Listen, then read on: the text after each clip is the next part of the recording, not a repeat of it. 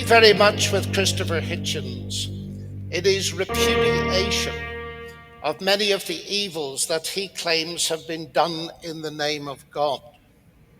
But I've learned to distinguish between the greatness of God and the inexcusable evil that has been done by those professing his name.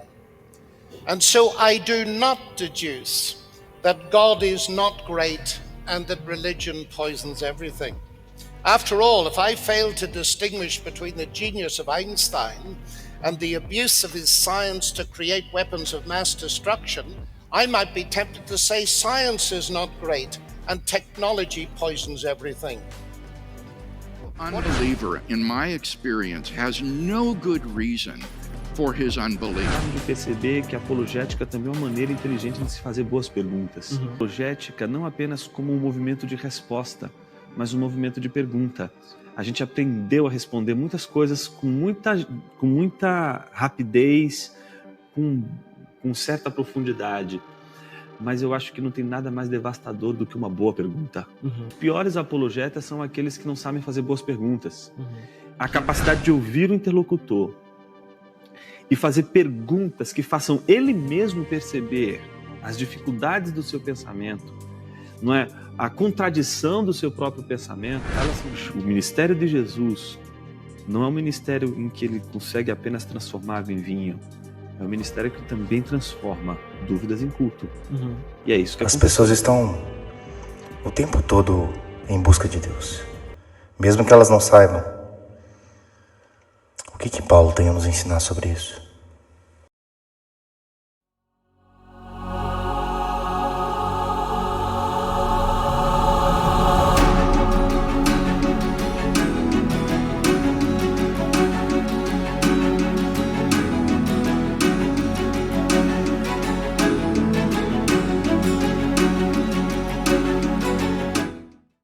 Muito bem, nada melhor do que saber de onde vem e de quando vem um tema, e por isso a gente vai começar aqui citando um pouco sobre a apologética no seu século II.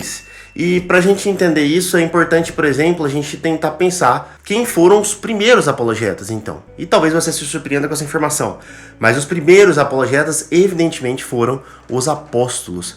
O apóstolo Paulo é um excelente exemplo disso, e nós vamos ler um texto aqui que mostra o apóstolo Paulo fazendo exatamente a apologética. Mas antes, eu queria te dizer rapidamente, qual que é o foco, como é que o apologeta se comporta. Bom, o foco do apologeta, então, é sempre os não cristãos, no primeiro momento. Mas logo após, é óbvio que o cristão pode ter seus benefícios em ter contato com a apologética, em ter contato com essas informações, né? Afinal, a apologética vai trazer informações importantíssimas sobre o estudo da teologia.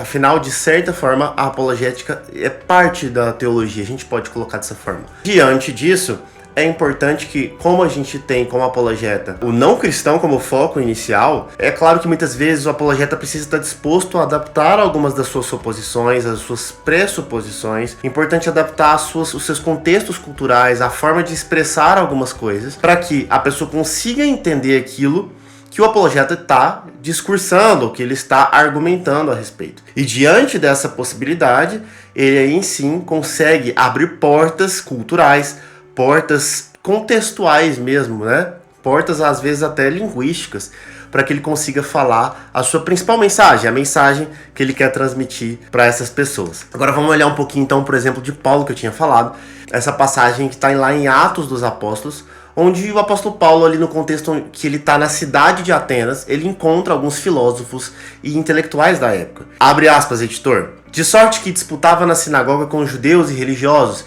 e todos os que na praça com o que se apresentavam. E alguns dos filósofos epicureus e estoicos contendiam com ele, e uns diziam, que quer dizer este paroleiro? E outros, parece que é pregador de deuses estranhos, porque eles anunciava Jesus e a ressurreição. E tomando, levaram ao Areópago, dizendo, poderemos nós saber que nova doutrina é essa que falas? pois coisas estranhas nos trazes aos ouvidos, queremos, pois, saber o que vem a ser isso, pois todos os atenienses e estrangeiros residentes de nenhuma outra coisa se ocupavam, senão de dizer e ouvir alguma novidade. E estando Paulo no meio do Areópago, disse: homens atenienses, em tudo vos vejo um tanto supersticiosos, porque passando eu e vendo os vossos santuários, achei também um altar em que estava escrito: ao Deus desconhecido. Esse, pois, que vós honrais, não conhecendo, é o que eu vos anuncio. O Deus que fez o mundo e tudo que nele há, sendo o Senhor do céu e da terra, não habita em templos feitos por mãos de homens, nem tampouco é servido por mãos de homens, como que necessitando de alguma coisa, pois ele mesmo é quem dá a todos a vida e a respiração, e a todas as coisas. E de um só sangue fez toda a geração dos homens para habitar sobre toda a face da terra, determinando os tempos já dantes ordenados e os limites da sua habitação, para que buscassem ao Senhor, se porventura tateando pudessem achar. Ainda que não está longe de cada um de nós, porque nele vivemos e nos movemos e existimos, como também alguns dos vossos poetas disseram, pois somos também sua geração. Sendo nós, pois, geração de Deus, não havemos de cuidar de que a divindade seja semelhante ao ouro, ou à prata, ou à pedra esculpida, por artifício e imaginação dos homens. Mas Deus, não tendo em conta os tempos da ignorância, anuncia agora a todos os homens e em todo lugar que se arrependam.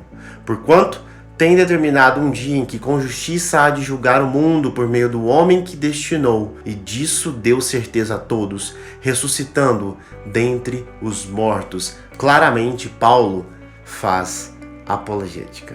Paulo se aproveita dos conhecimentos da época e da cultura dos atenienses para apresentar a mensagem do Deus que não está preso a culturas, a imaginação ou civilizações específicas. Ele se aproveita daquilo que Deus mesmo faz, porque o Deus que se revela, o Deus que se escolheu se revelar aos judeus, hebreus no passado, aos povos ali desde Abraão. Aqueles povos que ele escolheu se revelar foram povos usados durante toda a história da humanidade para que ele chegasse ao conhecimento das pessoas. Deus utiliza então dessas civilizações para que ele pudesse ter esse relacionamento, para que o seu plano de salvação à humanidade pudesse chegar a todas as nações.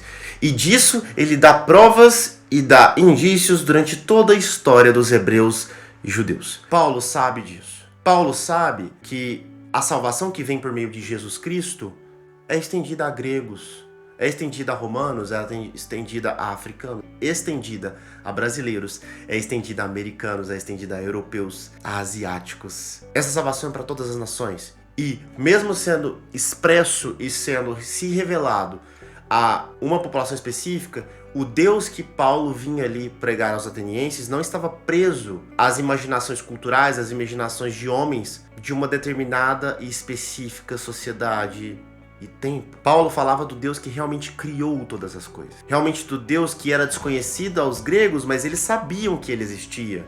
Porque eles sentiam em seu coração, eles sentiam a necessidade de buscar esse Deus e sabiam que algo ali existia. E sabendo disso, Paulo se utiliza da cultura grega da época, se utiliza da percepção cultural que aqueles gregos tinham de que existe algo além dos deuses antropomórficos que a gente adora, existe algo além das nossas mitologias, existe esse algo além que nós não conhecemos, mas que existe. Paulo então diz: olha, sabe esse Deus que vocês estão na dúvida de quem é, que vocês sabem que existe, mas não sabem nem como desenhá-lo, não sabem como pedir para um artesão dos senhores vir e executar a sua formosura ou executar o seu formato em estátua. Esse Deus é o Deus que eu vim lhes anunciar. É o Deus que tem toda essa trajetória escrita. É o Deus que escolheu aquele homem e se encarnou em homem para morrer e lavar os nossos erros, para que nós pudéssemos voltar a ter uma comunhão com Ele, que pudéssemos viver com Ele, voltar a viver com Ele, pudéssemos ser salvos de nós mesmos. A lógica aqui é sermos salvos de nós mesmos. Então Paulo se utiliza da percepção realista daquela cultura grega e que pode ser usada em qualquer cultura para falar da única forma que os gregos poderiam ter a salvação que tanto buscariam e buscavam já. Os gregos na filosofia sempre buscaram a salvação. A filosofia, ainda que se esconda dessa perspectiva, ela em última análise busca responder a forma de se salvar. e as variadas interpretações que eles podem dar a isso. Mas a filosofia, por mais que negue isso em algum momento, e lógico, não são todos os filósofos que negam, a grande maioria deles reconhecem isso. Mas aqueles que negam toda forma de resposta ou falta de resposta tem como último objetivo compreender que o humano, no fim, está buscando essa salvação. Está buscando encontrar isso. E é aquilo que Paulo está ali fazendo. Usando a apologética para abrir portas culturais. E nessas portas culturais poder falar da mensagem do evangelho, o evangelismo. Através da mensagem do evangelho, do evangelismo, Paulo poderia lhe transformar a vida de alguns gregos, como aconteceu. E poderia também alguns gregos não serem transformados, como também aconteceu. Então, diante disso, nós temos a primeira e incrível forma evidenciada na Bíblia. Talvez não a primeira, mas uma ótima forma da gente evidenciar na Bíblia como fazer apologética. O que é apologética e a sua função de apologética. E espero que a gente tenha contribuído de alguma forma. E eu vou ficando por aqui. Até a parte 2 desse vídeo na semana que vem. Falou!